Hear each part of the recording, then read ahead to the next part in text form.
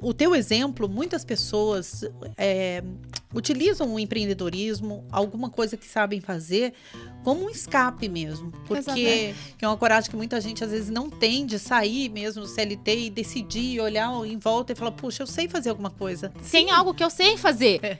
E eu sei que eu sou boa no que eu faço. Ao invés de procurar um novo emprego, você olhou em volta e percebeu que tinha um plano B pronto já. Por que não fazer desse hobby, então, uma fonte de renda fixa? Muitos empreendedores que eu converso, aqueles que têm o brilho no olho, como você tem esse propósito. Não é só vender um doce, você quer abraçar as pessoas com seus doces, é isso? Você tem que pensar primeiramente, o que eu quero atingir com isso? Em quem eu quero refletir isso e como eu quero influenciar as pessoas com o que eu estou fazendo.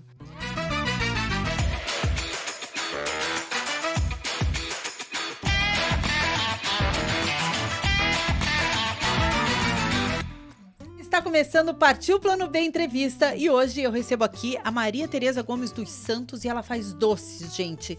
Ela é do @tropicanadoces para você já localizar ela aí no Instagram. Muito obrigada, Maria Tereza, que bom receber você aqui. Eu que agradeço pelo convite, estou bem feliz. Gente, a Maria Tereza, assim como muitas pessoas que sonham em empreender, antes trabalhavam com CLT. Trabalhavam muito tempo, né? Tinham a segurança do CLT, porque é uma segurança entre aspas, né, Maria Tereza? É uma certeza, né? Mas quando eles não querem mais a gente, é tchau, né? Também, né? É uma certeza. A gente é uma certeza, mas é substituível, né? Infelizmente. E, recentemente, você saiu de um emprego, certo? Sim, fazem 4 meses que eu saí. E, ao invés de procurar um novo emprego, você olhou em volta e percebeu que tinha um plano B pronto já. Como que é essa história?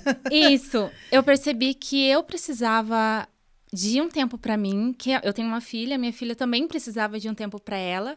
E tinha esse hobby, que até então era um hobby que eu vinha alimentando há muitos anos, né? São 22 anos cozinhando, 22 anos fazendo doces.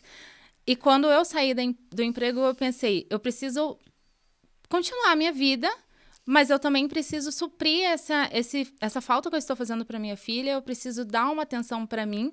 E como que eu vou fazer isso? Por que não fazer desse hobby, então, uma fonte de renda fixa? E foi aí que a Tropicana voltou de novo. Porque você me contou, realmente, foram muitas idas e vindas, né? Você Foram. quase empreendeu, daí, mas tem o fixo. Porque é muito complicado para uma mulher, né? Para uma mãe, arranjar tempo para uma filha pequena, tua filhinha tá com 11 anos agora, trabalhando 8 horas por dia. Você acaba ficando dividida, né? Exatamente. Você acaba ficando dividida entre trabalhar muito, mas dar uma questão financeira melhor, um conforto financeiro melhor, ou trabalhar menos, não conseguir suprir tanto as questões que você queria, investir tanto financeiramente no futuro da criança, mas estar mais presente com ela. E é uma coisa que você precisa colocar na balança. Mediar essas duas coisas é um pouco complicado. E investir, né, numa carreira ou num microempreendedorismo ajuda muito nisso. Sim, você já tinha o teu plano B, na verdade, Sempre que vem tive. de uma história. Eu quero que você conte a sua história. Eu achei até curioso que você disse que sempre gostou de doces, a Maria Tereza sempre gostou de doces, mas a mãe dela não gostava, ou seja, daí fica difícil, né?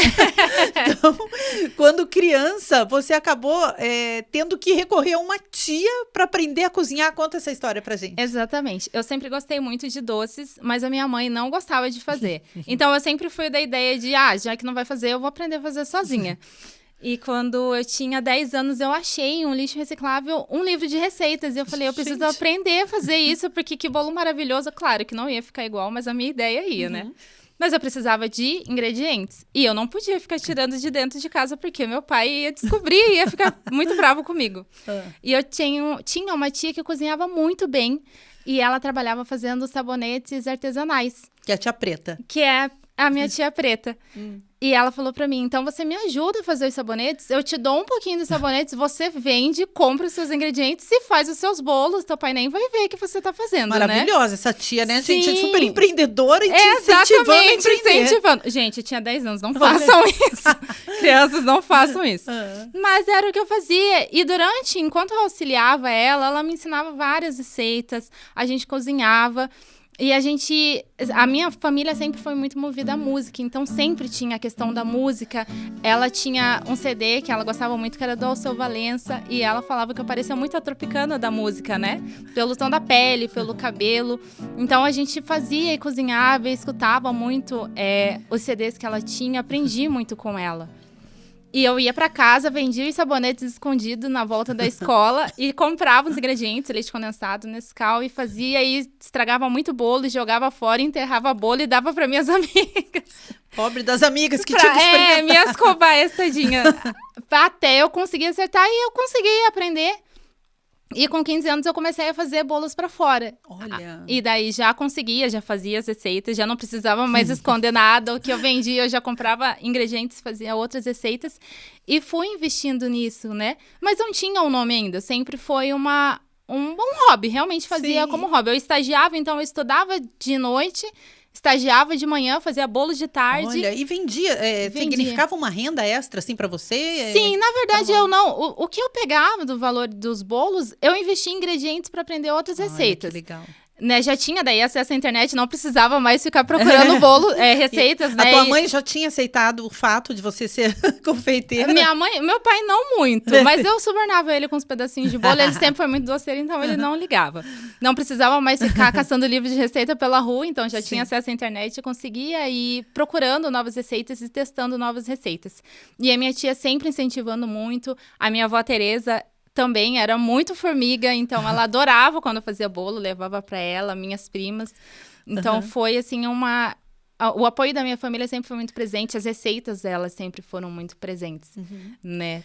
Nesse processo, a gente tem uma parte muito triste da história da sua família, que aconteceu uma tragédia, né, Maria Tereza? Hoje você disse que consegue falar sobre isso, né? Isso, quando eu tinha 16 para 17 anos, a minha família sofreu um acidente. Então, a minha tia Preta, que foi quem me ensinou, a minha tia Aline, a minha prima Carolina e a minha avó Tereza, elas faleceram em um acidente de carro. E foi uma perda, assim, devastadora, porque a família da minha mãe era muito pequena, né? Era minha mãe e as duas tias somente. Então, ficamos somente eu, a minha prima, a minha mãe e a minha irmã, né? De toda a família materna. E eu superei, assim, eu entrei em uma depressão muito profunda e o doce eu sempre falei que foi uma das minhas maiores terapias. E eu prometi para mim mesma naquele momento que eu nunca ia desistir dos doces pela minha tia Preta, pela minha avó, pela minha prima, que seria uma forma de eu carregar elas comigo sempre, através das minhas receitas, através do carinho que eu sentia quando eu cozinhava e do amor que eu transmitia para as pessoas quando eu cozinhava. É uma maneira de honrar a memória delas. Exatamente, mesmo, de estar presente por tudo que ela fez, porque eu sei que ela confiava muito no meu potencial. Então, muitas coisas que eu faço hoje são por elas. E deve estar muito feliz de ver você eu hoje tomando coragem. Sim. Né? Deve estar reclamando que eu estou fazendo alguma coisa errada, porque ela fazia, mas ela deve estar muito feliz com certeza, isso. Com certeza. Então, o teu exemplo, muitas pessoas utilizam o empreendedorismo, alguma coisa que sabem fazer, como um escape mesmo. Porque quando você está num processo de depressão, nada te anima. A gente tem que deixar bem claro isso, que depressão é uma doença, não é frescura, que a pessoa realmente não consegue, às vezes, levantar da cama, que a pessoa não tem força, que é uma coisa neurológica, não é algo que a pessoa queira, esse negócio, vamos se animar. Não, a pessoa que está em depressão não consegue se animar, ela precisa de tratamento e de alguma atividade que lhe dê o mínimo de prazer. Então, eu conheço muitas pessoas que o empreendedorismo salvou mesmo de uma depressão. Você acha que esse é o seu caso, o fato de você cozinhar? Como que foi retomar os doces, né? Quando você ainda estava se sentindo muito triste? Eu sempre falei que a confeitaria, ela é minha terapia, né? A cozinha é o meu consultório e a confeitaria é a minha terapia. E ela foi a minha válvula de escape. Nesse momento... Foi um processo bem complicado, eu consegui passar por isso, mas foi difícil, a gente ainda fica com algumas sequelas, né? E quando eu perdi o emprego, também foi a minha válvula de escape agora, eu consegui passar por esse processo. E a depressão, infelizmente, ela é uma coisa que ela não vai embora e você vai estar livre daquilo para sempre. Você tem ainda a questão de, às vezes, voltar, de você ter algumas recaídas. De ficar, né? Tipo um gatilho mesmo, que chama, né? De ter algum gatilho e ficar triste. Sim, e principalmente quando ela teve, assim, um gatilho de perda de familiares, por exemplo, é uma coisa bem complicada, porque você lembra, não é alguma coisa que você consegue tirar da sua memória para sempre. Vão estar ali, né? Vão estar ali, se você vai em um local que você ia com a pessoa, se você ouve uma música que você lembra da pessoa, tudo isso pode resultar em um gatilho para retornar a essa situação. Então, você sempre tem que estar alimentando algo que te faz bem para tentar não suprir, mas amenizar, eu acho, que é essa dor. Que a dor se transforma em saudade, né? Exatamente. É difícil. E se você estava falando, achei bem importante, você tem uma filha, você não pode passar para sua filha essa tristeza, e sim passar para ela tudo de bom que a sua família deixou para vocês, né? Exato, passar a herança boa. Eu Isso. acho que a saudade boa, né? A gente tem... A saudade existe, sempre vai existir. Mas a gente tem que transformar ela em lembranças boas. Tentar canalizar para energias boas, para momentos bons, para que seja uma saudade saudável, eu acho. Eu queria voltar lá, você perdeu o emprego recentemente, né? E me falou também que a primeira ideia foi, vou procurar outro emprego. Exatamente. É a primeira, né? Como que é esse processo de ter coragem, Maria Tereza, de falar assim, não... Chega, não vou procurar emprego. Eu tenho um emprego, que é o meu, eu tenho a minha empresa. Como que foi isso para você processar? Porque ainda é muito recente, né? Eu imagino que você esteja processando ainda, né? Exatamente. Como que é o pensamento? O que te falou assim, não, eu vou, dessa vez eu vou? Quando eu saí do emprego, eu sempre falei, eu gostava muito do local que eu trabalhava. E eu sempre falei assim, que quando eu saísse de lá, eu ia ficar muito triste, eu ia, nossa... Quando eu saí, eu parei e pensei. Eu vim dentro do ônibus chorando, porque tem isso, né? Você cata as suas coisas, natural. Coloca dentro de uma caixinha. E chora. E chora. E chora. É natural. Isso que eu fiz. E eu falei, meu Deus, eu preciso achar outro emprego urgente. Como que eu vou pagar aluguel? Eu tenho filha. Como que vai ser? Uhum. E daí, quando eu cheguei em casa, eu tomei um banho e eu sentei e olhei as minhas batedeiras, olhei minhas coisas e falei assim, não, eu não tenho que achar outro emprego.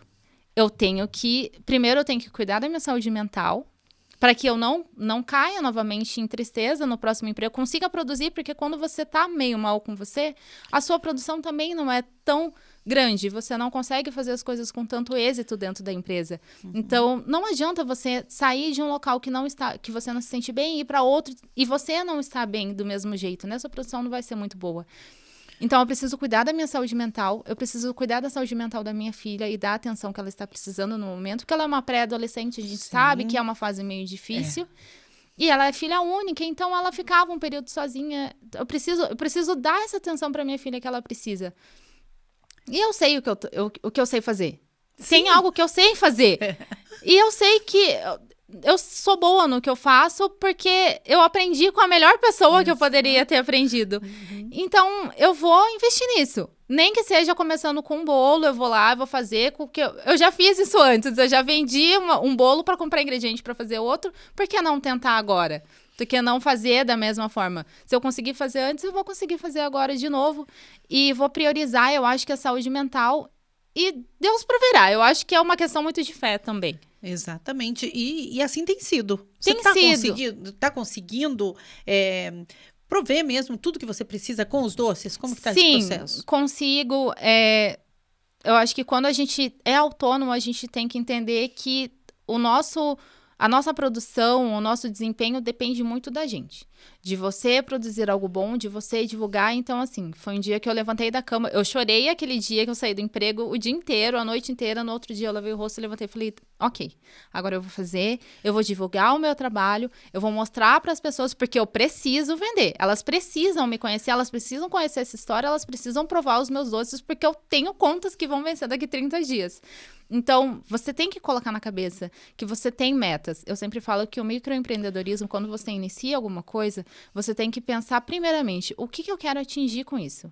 Em quem eu quero refletir isso e como eu quero influenciar as pessoas com o que eu estou fazendo. Então, eu tinha uma meta, que era pagar as minhas contas. A primeira meta era essa. Pagar as minhas contas e conseguir sustentar a minha filha. Depois, era levar a minha história para as outras pessoas e tentar abraçar as pessoas com os meus doces. Então, eu foquei. Eu levantei e falei, eu vou ter que fazer. Não tenho muita opção. Tem alguém aqui que depende de mim. Sim, e é uma questão de propósito também. Exatamente. Né? Não é só vender doces.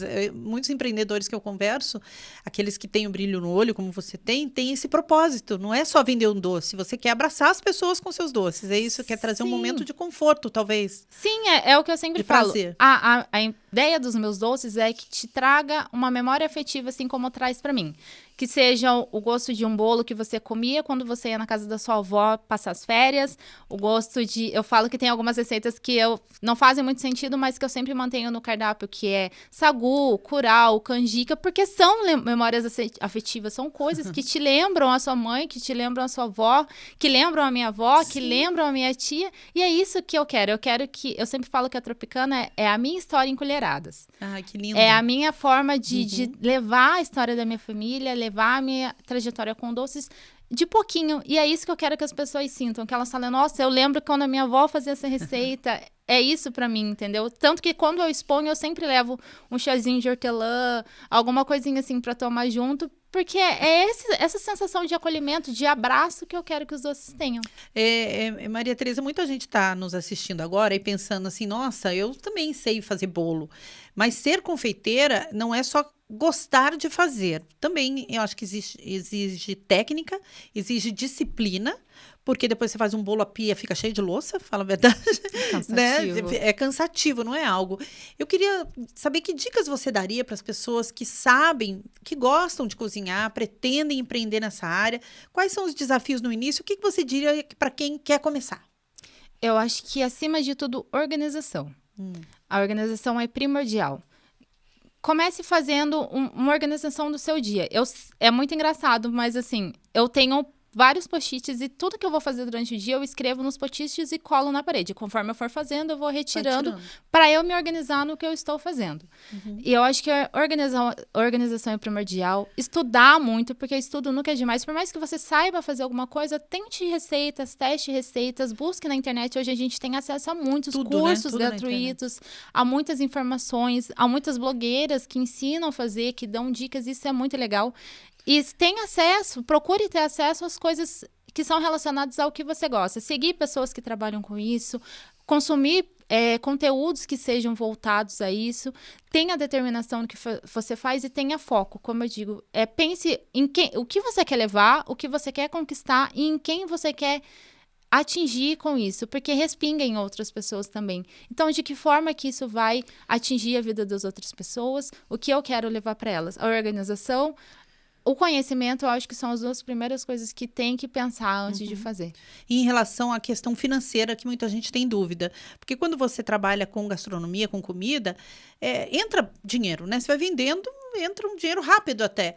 Você tem essa questão de guardar, de separar as dívidas da empresa, da sua casa? Você tem essa organização também? Tenho. Eu criei, porque os bancos hoje, eles disponibilizam a opção da gente fazer caixinhas para guardar, né? Então, assim, eu tenho uma caixinha que eu guardo, tudo que eu pego, uma porcentagem eu deixo para repor material e uma porcentagem eu deixo na caixinha. Para que no final do mês eu consiga suprir as contas que eu tenho. E eu acho que essa organização financeira é essencial, porque muitas vezes que eu também desisti, né, do microempreendedorismo foi por conta disso, por não ter controle financeiro. A gente entra um valor e a gente gasta, investe, paga uma conta, paga outra, mas a gente esquece que tem contas que são mensais. Então, a gente precisa ter esse controle, precisa ter essa ideia de que você é o seu patrão. E como numa empresa, você recebe uma vez, 2 vezes no mês no máximo. Tentar manter isso, essa ideia de que você recebe uma vez no mês. Uma vez no mês você vai lá, paga suas contas, o que sobrar, você gasta, sai, faz o que você tem que fazer, tira um valor para suprir os seus materiais, mas sempre foca em ter um valor fixo para você manter a manutenção das coisas que você precisa mensalmente. Você já me falou de alguns doces, sagu, canjica, qual que é outro? Curau, né? Curau, doces. Quais são as suas outras especialidades? O que você acha que as pessoas gostam muito dos seus doces? Eu acho que o meu carro forte é o brigadeiro, né? Os brigadeiros de vários sabores. Eu sempre foco em coisas que são muito tradicionais. Então, assim, cajuzinho, beijinho, doces de morango, brigadeiro de chocolate normal. E doces caseiros também. Então, um bolo de cenoura com cobertura de chocolate, um bolo de coco. Os bolos mais gourmetizados que eu faço são os nuggets cakes, que são aqueles que são revestidos com acetato, né? Que você consegue ver as camadas dos bolos. Então, eu trabalho com esses bolos para festa. E com tortas salgadas e sanduíches naturais também. Essas são mais a parte salgada. Geleias também faço, doce de leite caseiro também Nossa, faço. você faz um monte de coisa. Sim, tudo que eu consiga fazer de forma caseira e artesanal tá dentro do cardápio. Mas o meu carro forte realmente são os bolos caseiros E os brigadeiros. Olha, Maria Tereza, eu adoro tua história, adorei a tua história. Eu falei pra você já que é uma história de muita coragem, né? Que é uma coragem que muita gente às vezes não tem de sair mesmo do CLT e decidir, olhar em volta e falar, puxa, eu sei fazer alguma coisa. Eu não preciso mais do CLT. Exatamente. Né? Então, parabéns pelo seu trabalho. Muito obrigada. Te desejo mais e mais sucesso. Obrigada para todos nós. Gente, o Partiu Plano B entrevista está terminando, mas eu volto em breve com mais uma história que eu tenho certeza vai ser uma inspiração para você. Até a próxima.